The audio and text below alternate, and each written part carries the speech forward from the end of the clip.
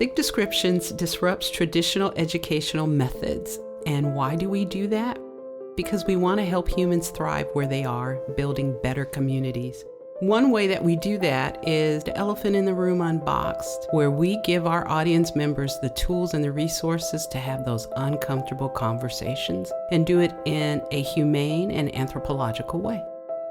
We're doing this in partnership with Respect Diversity, another organization that is committed to doing the work with us. Each episode will have a different host and a different guest talking about uncomfortable conversations or uncomfortable topics and giving you the resources of how to navigate them.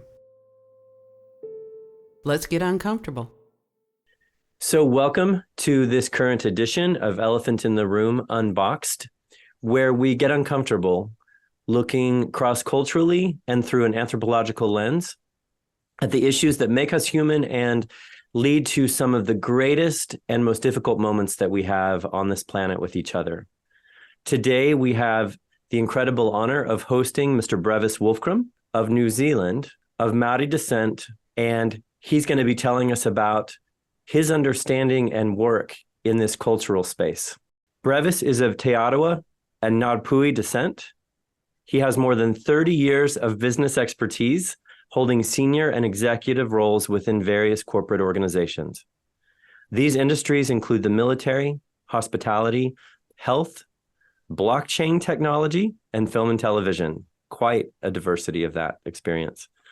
Breviss has been a smoking cessation specialist, a feature film line producer, commercial presenter, video director, television show writer, drone operator, media broker, and marketing and digital social media strategies expert.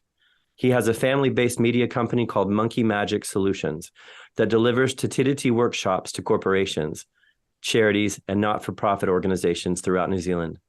Wolfgramm Holdings is a Tatititi-aligned organization, he'll tell us more about that delivers cultural responsiveness pathways to 2040, as well as being a procurement and relationship-focused organization that specializes in enduring gains for Maori and Maori prosperity.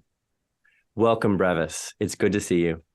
Kia ora, kia ora, kia ora, kia ora. How are you this morning, Noel? Look, let me first start by saying thank you for having me on your podcast. And I had to pinch myself to see if you were talking about the right guy. Look, Look, before we started, because we're going to move on to all things sort of like cultural, I'd just like to open us up with a karakia, and it's just a blessing, so that the conversations that we have in this cultural space this morning is an area where it's safe. So it means it's good news for you, because you can ask me any question that you like, and nothing will be off limits. And so that'll be great. And then once I've done that, let me then give an introduction in my native and indigenous language of who I am, and a little bit of the explanation around that. And then finally give you my waiver, and we can jump into all the questions that you may have for me. So if that's all right. So ka noe tātou, e te atua manaaki tia mai mātou, I roto o mātou mahi. Mo tēnei rā, he ino I tēnei, I roto tō ingoa tapu, ake āmeni. Tēnei te mi kia nao, ka pai mō tō mahi, mo tēnei rā, mō tō aroha, mō tō tautoko, mō tō manaaki, ki tēnei kaupapa ki Elephant in the Room. It's lovely to be a guest of your show today. In Māoridom, we have what we call a pepeha. And a pepeha is like a GPS location of where you would find where I'm from, or where that person's from who's ever residing that pepeha. And if you were to go to a map, and it makes it all very relevant. And so we do this because it's a part of our identity, and who we are, and where we're from. So in Māori, I would say ko wai au, who am I? and I would go ko nongata te maunga, ko awa hau te awa, ko tari mano te marae, ko Ngāti Rangiwiwi i te hapu, ko te aroa te iwi, te hei Māori ora, ko Breviss Wolfgramm Kio. And so what I've talked about is Nongata is my mountain. And if you were to Google and type in Nongata, you'll find that mountain is in a little place called Rotorua. And Rotorua is, in my opinion, and because I'm biased and I think it's the centre of the world, is the home of tourism, and New Zealand tourism and all things cultural. And what your listeners may not know is that Rotorua used to have we had the eighth wonder of the world. And Which so we was know about the other, yeah, we know about the other seven that exist, like the pyramids, etc. But Rotorua and New Zealand had the eighth wonder of the world, and we had many tourists back then that used to jump on a boat and sail for weeks just to get to New Zealand, and they were called the pink and white terraces. And these pink and white terraces, it was believed, had medicinal values in there for people with a bit of gout, shingles, all those sorts of things. So it was a place of healing, and you'll get to hear more about how spiritual we are as a people as well. And so that's Nongata. Um, ko tari mano, ko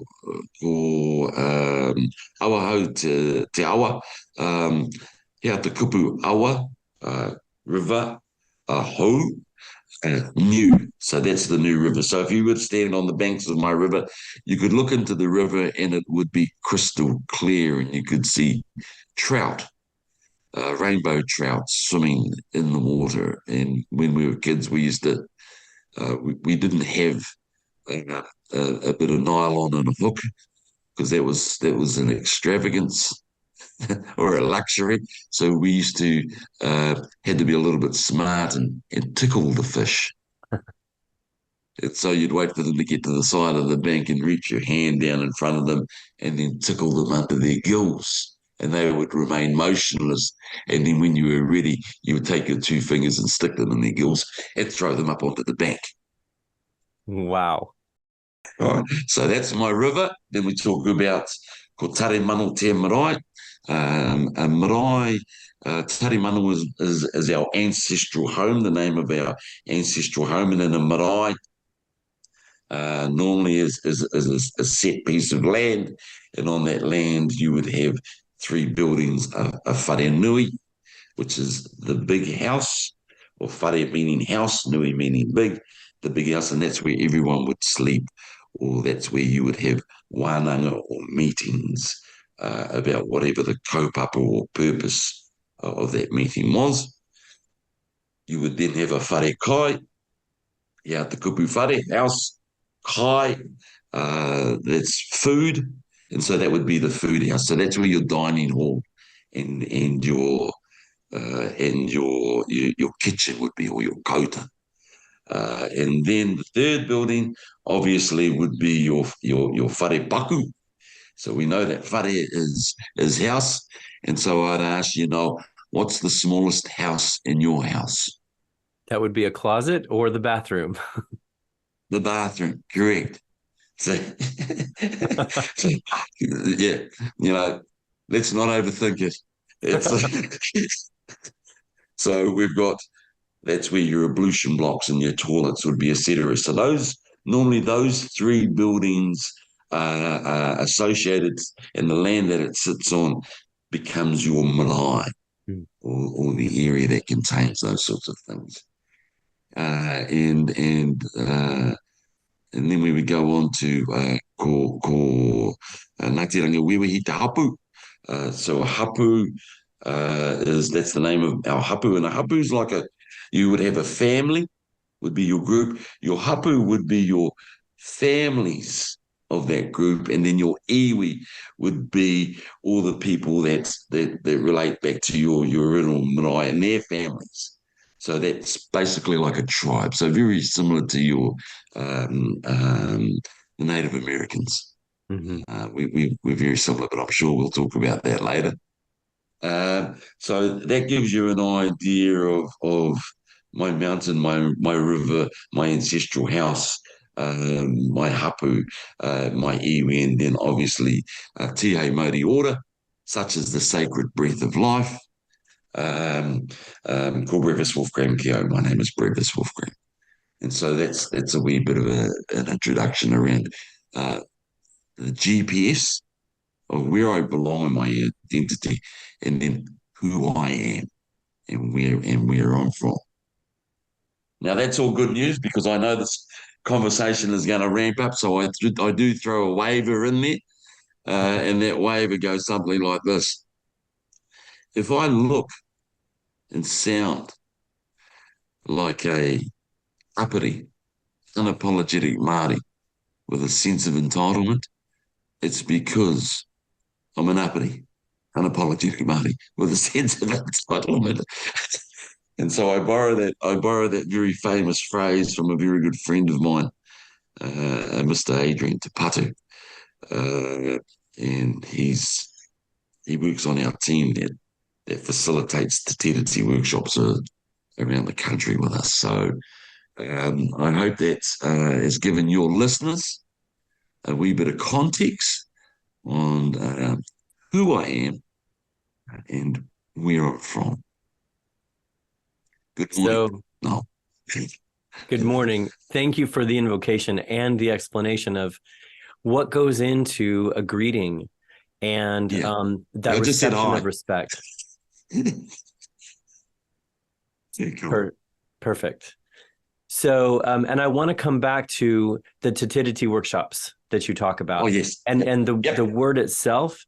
But Yeah. first, there's Yes. something that we and our listeners really love on the Elephant in the Room Unboxed podcast, and that is that whatever cultures we come from, whether we're talking larger scale or just in our own family home with the people that are closest to us in our daily lives, all of us have powerful childhood stories that are not just revealing about who we are in some really important aspect of us, but also something that speaks to the daily life, the lived culture and time and place in somebody's life.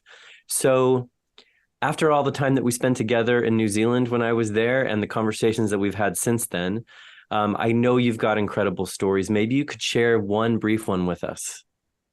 Being an authentic Indigenous storyteller like I am, to some people means he just waffles on and on and on. Yeah, of course I've got many stories. Probably the one that's um, I'm probably most proud of is this. And so when you've got a name like Breviss Wolfgramm, and for our listeners, you think, oh my God, that's quite a flash name.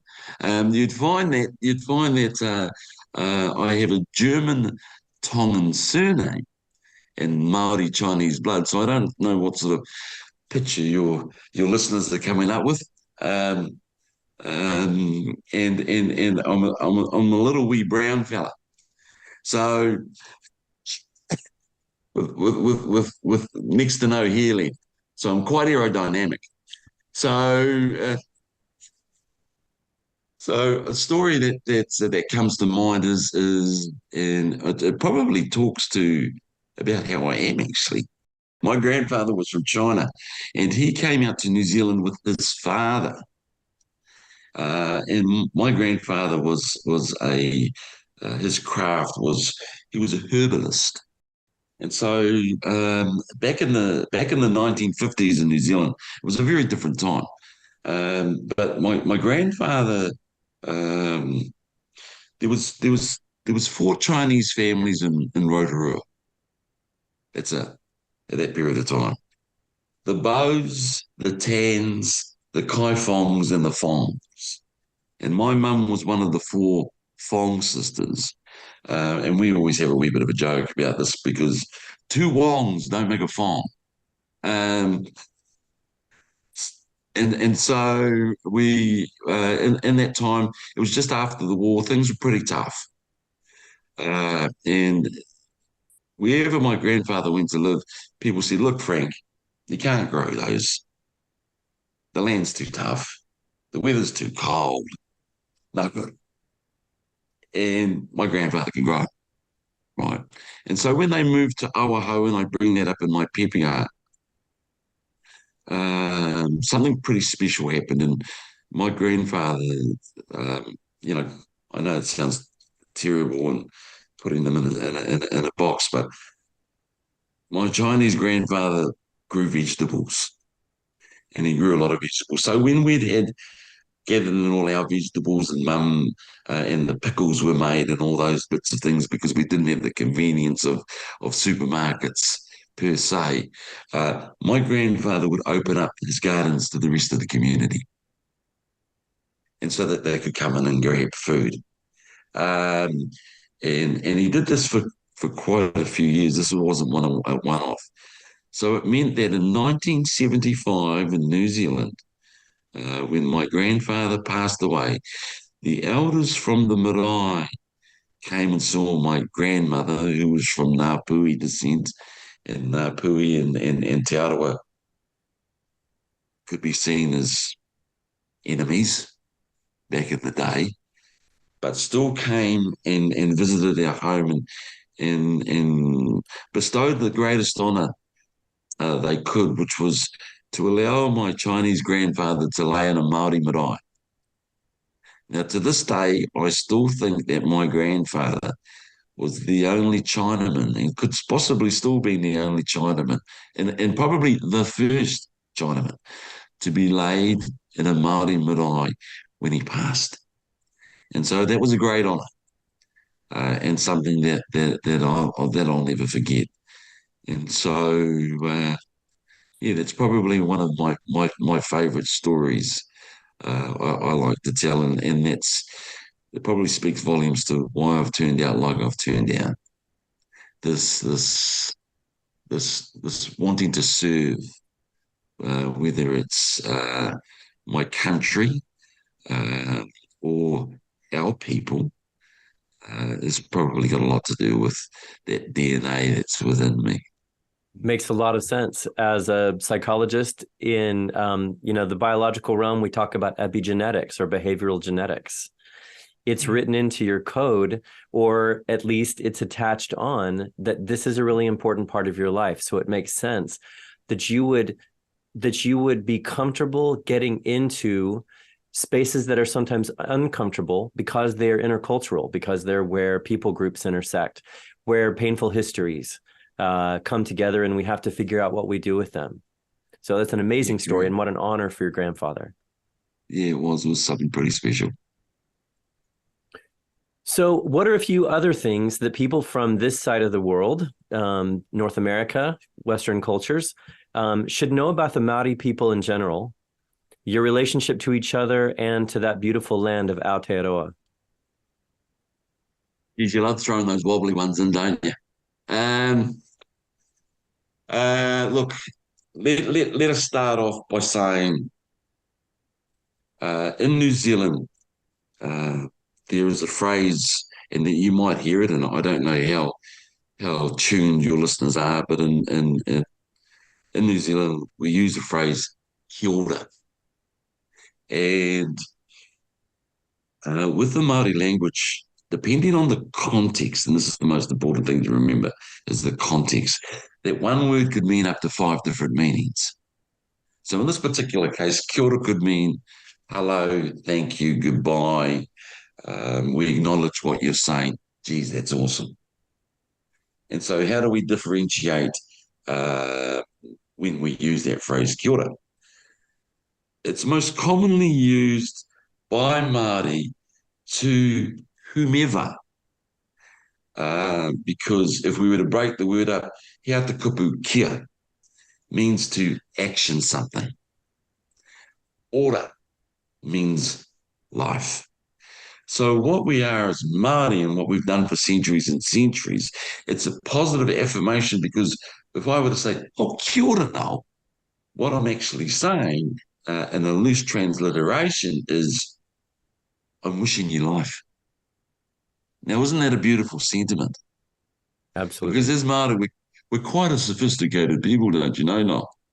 And so that's the beauty of just a single phrase. Now, everyone would be your listeners would probably be very savvy with they may or may not be with America's Cup and the likes of it, and know that Auckland isn't the capital, but we call it the capital of New Zealand, and so Auckland is called Tamaki Makaurau, is its cultural name, and Tamaki Makaurau loosely translated means desired by many, a bit like yourself, Noel. So that's the cultural word for Auckland. Now for New Zealand, uh, New Zealand, and from a colonialist view, everyone thinks New Zealand was the name of New Zealand, but it's not the cultural name of New Zealand. And so when we had Abel Tasman come out, from Batavia, by all accounts, I think he was lost because he actually he actually never got out of his boat, and he was from a place called Zealand. And so when he saw this beautiful country setting off in the waters, he called it, well, this could be the New Zealand, you know. But what he had to be mindful is that, in the Great Migration of 1200, some 400 or 500 years before Abel Tasman got here because he was lost, uh, it was actually called Aotearoa. And from that Great Migration, when we came around reportedly from up around Asia and down through the island, and some went up to the Rapa Nui, and some came down this way and through Hawaii, and this is where all these links are. When they were in the Waka, they looked out and they saw this beautiful country, which is commonly known as New Zealand, and called it Aotearoa. Now, let me repeat that for your listeners. Aotearoa. And that means the land of the long white cloud. And so that's where New Zealand, by us uh, Indigenous peoples, like to call it, but we do understand that everyone understands New Zealand, so that's fine. As Māori, we're a very sophisticated lot, and we can go on to talk about that later. And that the official language in New Zealand, and most people would think it would be uh, English and Māori. Well, that'd be half right. It's actually Māori and Sign language are the official languages of New Zealand, not English. Everyone just appropriates that language like they appropriated everything back in the day. Absolutely. Without asking, I might add. Sometimes.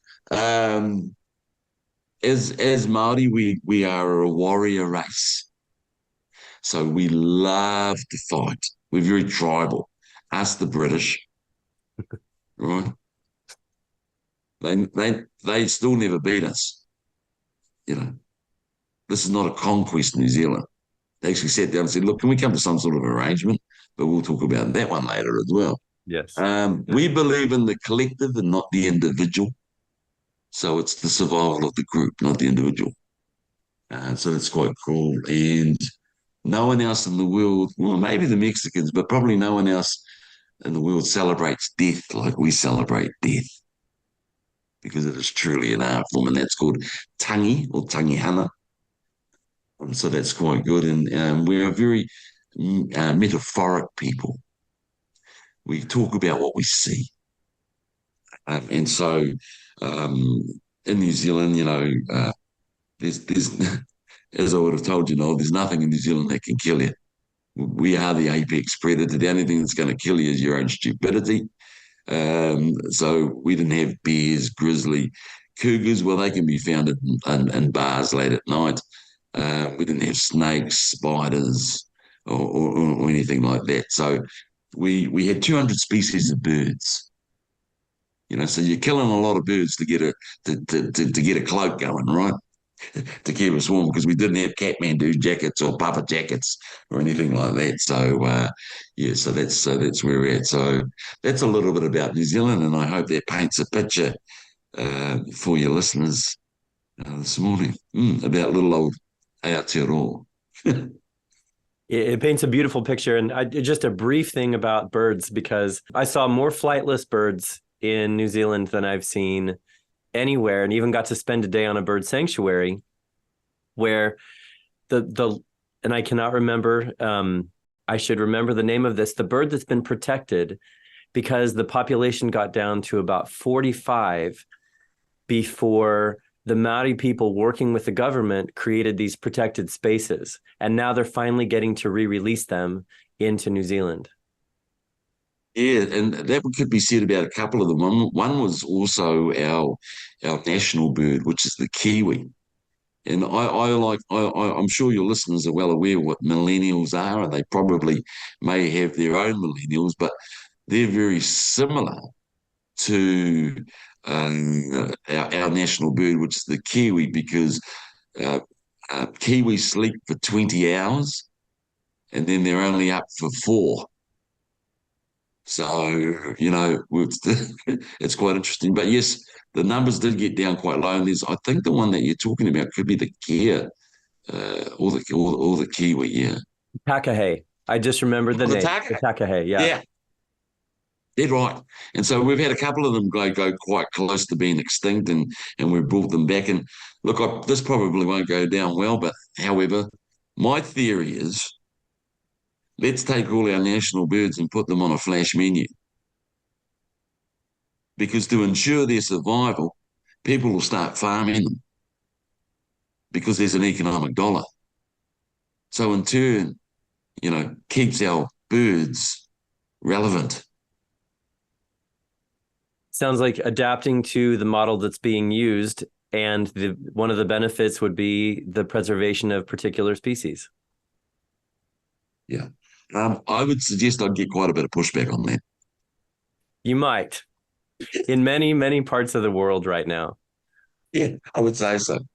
So you've brought up Tatititi, and you've brought up the history, some of the history of the relationship between the British and the Maori people who are already on the island since 1200 or thereabouts. And you've also talked about the fact that you, even through your own heritage, live in this space and you commit yourself to doing work that improves really the lot for everybody there, but with an eye on the Maori and Maori prosperity. Could you tell us a little bit more about your current work and what forms that takes? Because there's so many different things you do. Yeah, I suppose at the core of all the work that I do, it's about enduring gains in Māori prosperity. And if organisations aren't able to demonstrate uh, enduring gains in Māori prosperity, I kindly ask them to jog on. So, you know, if we look at it purely from a government point of view, they've had 183 years to get this right, which was the signing of the treaty in 1840. And in my opinion, look, it's not all been bad. Don't get me wrong. They've provided infrastructure. We'd probably still be running around throwing spears at one another. A case could be made. However, there's some things they've got wickedly wrong, and maybe they should have had the maturity to actually allow us to navigate our own course in this particular space. I'm being awfully PC, aren't I? And but we'll talk about that. But so my work has got a lot of culture attached to it, because I see that as if I'm able to use levers like economic development in that space, education in that space, because when a Māori goes into business, It's not going into business as an individual. You're going into business as a family, and it's how that family prosper. And so, and we tend to play the long game. It's not get in there, get out, sell it, do this. No, we tend to be, as long as, our family's getting fed, we've got a roof out of our head, all those things as a human, that's our birthright, and everyone should experience water, shelter, those sorts of things. I think what makes the basis of what I do. They just happen to be pretty flash areas that I get involved in. One of them is my media company, Monkey Magic Solutions. And because of my film and television background, I created that. The other is Wolfgramm Holdings, which is a procurement and relationships company. The other is where and I have been working on for the last 4.5, nearly 5 years, is Book of Marae, which is the indigenous version of Airbnb. And I'm in the process of putting together what I call a super app. And that super app is around incorporating safety and well-being, operational excellence, and cultural intentionality, all put into an app that would then put the Maori culture on everyone's phone, in everyone's pocket. Beautiful idea.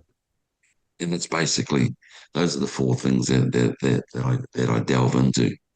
You spend particular time helping, for example, through Wolfgramm Holdings and your work with corporations to Yes. really develop not just superficial understanding, but a deep understanding of the history and how it affects us now. So you had mentioned before the Treaty of Waitangi, which, you said warfare wasn't going to go well because the Maori people are just not pushovers. So there's this process of diplomatic paperwork, agreements that are made. And you made sure when we went to the museum in Auckland that we saw the documents side by side, the English British version and the Maori written version, and how different they were, and what that led to regarding property rights and the ability for people to pursue grievances against them in a British court. So in that space, what are you working to help people understand, and what's the positive outcome for corporations that work with you all? Yeah, look, that's really, really, really interesting work. That it's sort of like it found me, and I didn't find it. But what we did is that we identified that there are lots of very proactive organisations that want to be in this cultural space. Now, my job was to ascertain and make sure that it's not just a tick in the box affair. So it's all around being authentic, meaningful, and doing it in a respectful way regarding my culture. So when I go to see CEOs and CFOs of different organisations, and I ask them, what does your cultural responsiveness pathway to 2040 look like? They tend to look at their CFO, or their eyes dart up to the left, or some of them just go, and then one of the first questions that come out of their mouth is they go, well, why 2040? And so 2040 is the celebration of the 200th year of the signing of the treaty, which is, for those of you listeners that don't know, this is a document that was signed because the British couldn't beat us. So they wanted to sign us. And treaties were getting signed all around the world, don't get me wrong. The whole reason why we have a treaty is because, the Queen at the time, Victoria, had sent James Cook out to investigate and map the coastlines of Australia and New Zealand. Because as colonisers, they weren't interested in sitting down and saying, hey, let's have a cup of tea. Let's talk about things. Oh no, they wanted to see what resources were available, and then how that they could acquire them, either by force or through law that they created. So there was no standing. So with the Treaty of Waitangi, how did it come about? Very simply, there is only one and true version, and that's the Maori version, because we knew what we were getting into, right? So that's why we wrote it in Te Reo Māori. They then, their translators, and this is where the issue becomes quite interesting. It was, and I talked about context right at the very beginning of the show, and the words that what our understanding was, and the words that non-Māori used didn't line up. And that's where we've had this stuff. So the work I do was then to provide organisations, first and foremost, especially those that are proactive, is that are they authentic? Or is this just part of their KPIs or their ESG program, um, to develop their SRIs, which is their socially responsible initiatives in their environmental social governance, basically to validate that the things that they're doing, that they've now put a social side on it to validate the sort of things that they were doing, and to come across as a more wholesome company, which is good on them. But you need to be very careful in the space, and especially if you're sitting down with me, because don't bullshit a bullshitter. So you know, and so I very quickly, through body language and from the words that they use, I know, I get a sense. I say to them, I'm not interested in what comes out of your waha, your mouth. I'm interested in what's coming out of your heart, your nako, because that gives me a real identity. Because what I need to do then from that moment on is ascertain whether this taonga or this treasure that I'm about to give you, which is our culture, is in responsible hands. And I don't care what size company you are, 0 to 5 people, 0 to 50,000 employees, right? If I don't think you stack up, I'll say thank you for your business. Thank you for the opportunity to come and talk to you. And I'll walk out the door. And it's really, so I don't waver in that particular area. And, I always say the irony is that CEOs and CFOs think they're vetting me. I'm actually vetting them. Because, we're talking about some pretty serious business now. So, yeah. And so in this work, so what you do is, for an organization, what you're able to first do is provide, probably to them for the first time in their life, cultural data. Because now it's a Māori world view in the workplace online survey. So that CEOs, senior leadership team members, HR, you name them, the bevy of these little letters that are beside people's names, when we go down the space, don't have to assume what their people know. Their people feed back to them directly on what they know. And we've had some pretty outrageous results, in the sense that, with one organisation, we had 86% of their staff, which were predominantly non-Māori. To give you an example, we did it with a construction company. Construction company. Tier 1 New Zealand construction company, 250 employees, 6% identified as Māori, yet there were no Māori in their senior leadership and no Māori on the board. Right? However, through the data that we generated and through the survey that they did, and those were only one of the statistics, it came back that 86% of their staff would like to go onto a marae. Right? 90% of their staff wanted to learn Te Reo Māori and learn the language. So just through those, and those are just a couple of things that we identified. But isn't that marvellous?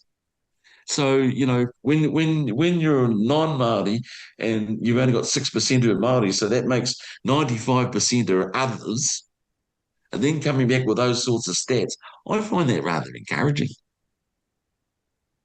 People want more connection. They want understanding. That's exactly right. People want to connect. So how do we connect in that authentic, meaningful way and do it respectfully? So yeah, I've had an immense amount of success. We've just taken on another organisation that have 100 staff, but because of what that type of organisation is, has 14,500 paid financial members. All over the country. Yeah, all over the country. And we'll be delivering our Māori suite of cultural responsiveness outcomes.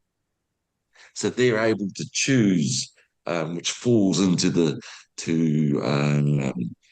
one of the principles of the document that was signed, which is tino rangatiratanga, or what would be commonly known as self-determination.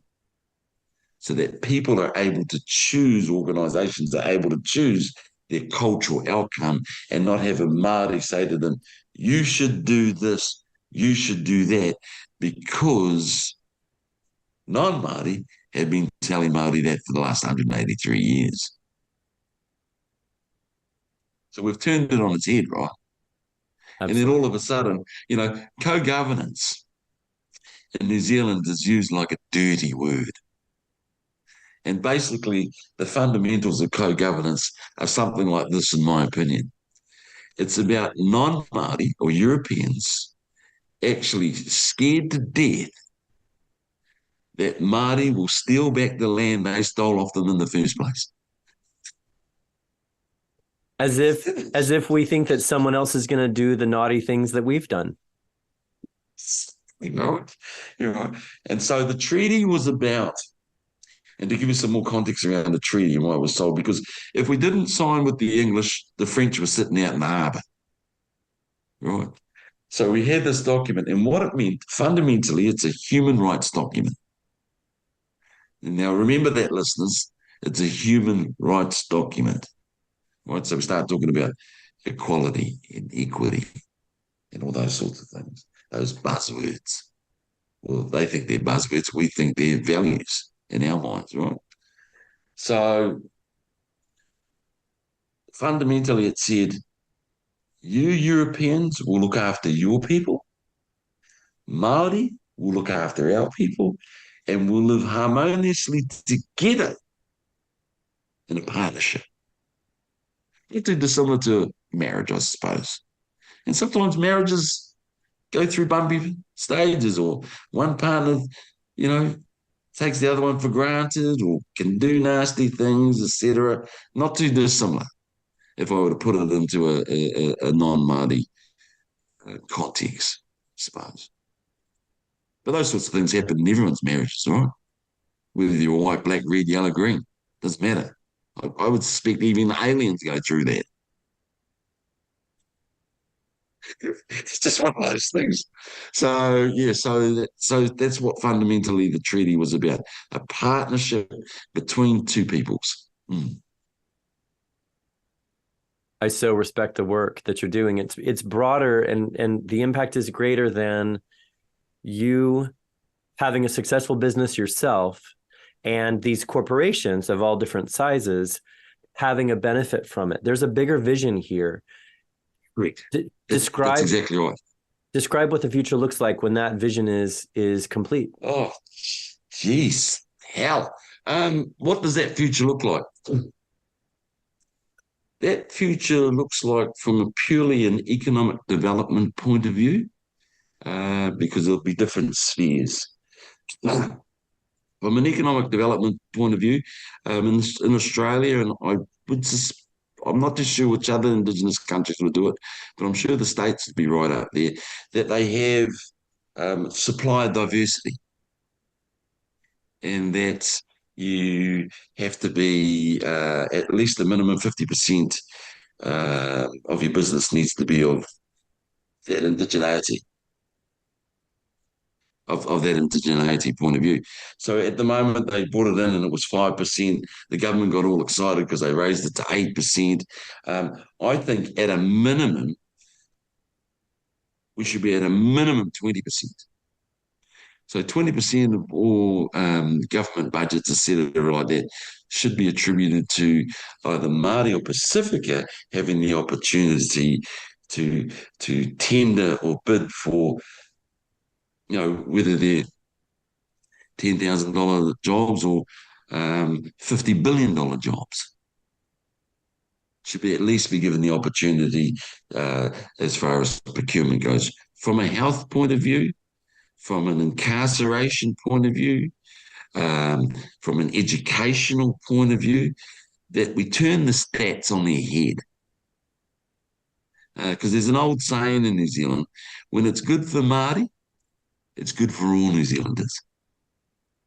Yeah. And so those are the sort of aspirations I have in the short term on where this not so perfect, but Māori world could be. That's beautiful. Absolutely beautiful. We've got time for just a couple of more quick things to discuss. One of the things that you are doing is the Buka Marae program, which allows non-Māori to spend time in a marae. And you've already defined marae for us. So in talking about that community, in Oklahoma, we've had several larger tribes create cultural experiences that allow non-Indigenous people to see traditional and historical ways tribes lived here in the past and in other parts of the country before they were forced here on the Trail of Tears. But I've not seen anything as personal as Buka Marae here. Could you talk about what allows this to work in those spaces and what it's like for the Maori in those communities to host, to have non-Maori people there with them? Yeah, look, let's be very clear on this particular subject matter. It's something that I've been working on for the last 5 years. We had a minister, or in the equivalent in America would be a senator, then say to the director of Māori, hey, I'd like you to actually meet with Breviss Wolfgramm and let's talk about how we go about funding this and getting Buka Marae up and going, because it's a fantastic idea. Look, it was a great idea 5 years ago. It's still a great idea, and it actually came to the fore through COVID because Marae became that community hub. So the best way to describe Buka Marae, in my opinion, is it is the most significant Māori economic development play since the signing of the treaty in 1840. And so to better give you an understanding of what that is that Buka Marae would create and develop a community-led online lad engagement booking and marketing platform. So users would be able to access it with a mobile phone, a personal computer, travellers, public, corporate, and local community would be able to book a marae that has camper van stays, that provides authentic cultural tourism experiences, as well as community conference venues from the 780 marae that exist in New Zealand. And in doing so, whakamana, which means to uplift, those urban and rural areas, their communities and their people within those communities, to create that sort of economic development, as opposed to them sitting empty and just being glorified funeral parlors. Yeah. And so it allows, it was never, the funniest thing about it actually is that I never thought in mind that my target specific group would be overseas tourists, oddly enough. I set it up so that we would be able to then have school camps. So you would have years 9, 10, 11, 12, which is very similar to the States, that if we were in an area like Oklahoma, um, and there was marae there, that the year nines could go to this marae, year 10s could go to this marae in that area, years 11s, and then you would rotate it so they would all get a sense of identity of the area that they were in and the legends and the stories from each of those marae. And so that was designed for the schools, the universities, and then the local councils, because if you're wanting to have authentic community engagement, it's pretty hard to get off on the right foot when you're sitting in steel and glass in the middle of a city versus coming to a marae where the community are and you're not making unilateral decisions for them based on by not engaging with them or those minorities in the community. It just didn't make sense to me. Yes, there is now an appetite for overseas tourists who would probably get a kick out of it, and the New York Times has asked if they could do a story on us. That's awesome. Yeah, so I hope that's sort of like answered a little bit about what Book of Marae could definitely be. But as my board said to me, good things take time, Brev. And I said, geez, that's great, but it hasn't made me a goddamn cent yet. I'm hemorrhaging money. Well, here's to the long-term success and Yeah. proliferation of that. Yeah. Thank you very much. Appreciate it. You're an architect for ways that cultures can come together past historical cultural trauma, can see each other differently and through deep engagement, not through, artificially created and superficial or brief encounter. And I'm so thankful for you and your work. And I really hope that your models are seen by people in different cultures who have histories that are similar. There are so many similarities between. Well, look, when you and I met and we spoke and we talked about the Chippewa and the Cherokee and of late, Jim at the Osage people, when that's pretty relevant at this moment in time with the Martin Scorsese movie that's come out. Yeah, Martin Scorsese, I'm giving you a plug. So, the Maori culture and the American Native Indians, by jingos, it's as closely aligned as the Aboriginal people or any indigenous culture around the world. And so that's where our similarity is, because that's been brought on by what I could only describe as nefarious behavior by these colonizers, and it's unacceptable behavior. So we know we might be able to right the wrongs in the perfect world we'd like to, but I think if more people had an understanding, and just on a human level, um, that that probably start to get a gauge or a sense of um, what really went on, as opposed to, hey, that doesn't look good for us. Let's start to rewrite history through our lens and not actually through an authentic cultural lens, because don't get me wrong, there's a lot of non-Indigenous people that have made bucket loads of cash off the backs of Indigenous peoples and set up empires in some cases. Yeah. So how would that be fair? So if you were to say, now let's do everything that in 2023 that you did to our peoples back in the 1800s, I'm sure there'd be an outcry. I would guess so too. Yeah. You know, and everyone would be on their high horse saying this isn't fair. Well, if they know it wasn't fair in 2023, it certainly wasn't fair. Right. Yeah. It's just that everyone's, that whole dilution of a culture, of a bloodline, and trying to phase them out, whether it's by smallpox or knocking off food sources. Uh, it's all the same. It's all colonization, and it's just, you know, don't try and preach that about equality and equity when you've got that bloody humbug business going on. Yeah.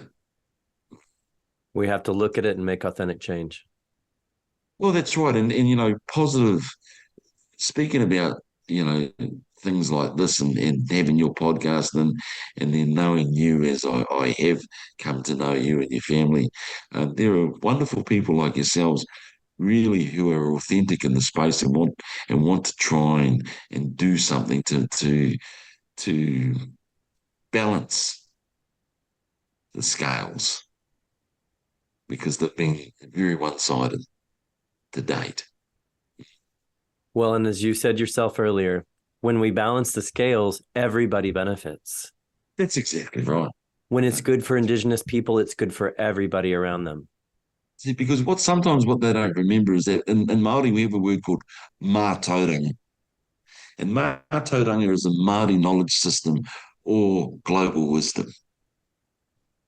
And so we know this because, most non-Indigenous peoples, they could probably go back maybe 1, 2, 3, 4 generations. Māori, Native American Indians, they probably go back 9, 10, 11, 12, 13 generation. Easy peasy. You look at the Aboriginal people who've walked that continent for the last 50 to 65,000 years. But up until 1968, it was still okay to shoot an Aboriginal woman and get away with it. Yeah. So how was that right? Because then what they were saying is that they regarded their people then lesser to a dog or an animal. And then you could shoot an Aboriginal woman right up in that's in my lifetime. Mine too. No, our lifetime, right? When is that ever right? So, and just recently we've had, The Voice over in Australia. And so, from the insight that I got, that I can speak about it, but absolutely, I'll give you someone to speak to for your show. Oh, yeah, she's marvelous. She was a guest speaker at our diversity supplier event. Oh, you're gonna cry, mate. It's a sad story, but as I said right at the top of the show, to your listeners, for me and for Māori going forward, and in my opinion, it needs to be about those enduring gains of Māori prosperity, and it's got to be, it's no good for my generation. Let's have something positive to hand to our kids, because Buka Marae essentially is about mukapunatanga, and that's our grandchildren's grandchildren, and them coming into a better world while we're leaving it. And so, yeah, that's the sort of how I feel about those sorts of things. What a phenomenal gift for them. Well, wouldn't it be? Wouldn't it be? Yep. Yeah. When we what were a better there, place the world could be. absolutely. Yeah. When we were there, we saw many messages about the environment, and one of the most important that we saw over and over again was the Māori message that the world isn't ours to give to our kids. It's our kids, and we borrow it from them. That's exactly right. That's And exactly right. And so there's a little Māori whakatauki, which is a proverb that I like using. Ko au, ko koe, ko au, ko mātou. And what that says is, I am you, you are me, we are us. absolutely. How Beautiful. beautiful is it? How beautiful is that, Noel? and true. And I Yeah. absolutely feel that knowing you. I'm so thankful for you and your work. Yeah. Thank you very much. And so Well, what other rippers have you got for me to answer? that's it. Oh, really? Well, tēnā te mea kia koe, I tēnei wā. It's been really, really, thank you for the opportunity to allow me to reach out to your listeners, and hopefully they're just a little bit more inquisitive about little old New Zealand down in the South Pacific. And I'm sure and if people wanted to know more, I'm sure you've got my websites and stuff that they can go to in that particular space. So you're more than happy to entertain any questions that they may have. Perfect. We'll share that with them. Yeah, cool. It's an honor to have you with us and to hear your story and the story of the Maori. Yeah, no, thank you. Let's close, mate. Kāno tātou, ko koe te piranga, ko koe te oranga. Amini. Thank you, Noel. Thank You you. beautiful man. It's been Likewise. cool. Good time. Thank you to your listeners in Oklahoma and all around the world. It's been wonderful. Thank you very much. Thank you. I'm Dr. Noel Jacobs with the Respect Diversity Foundation and Thick Descriptions Partnership for Elephant in the Room Unboxed podcast. Thank you for listening to us.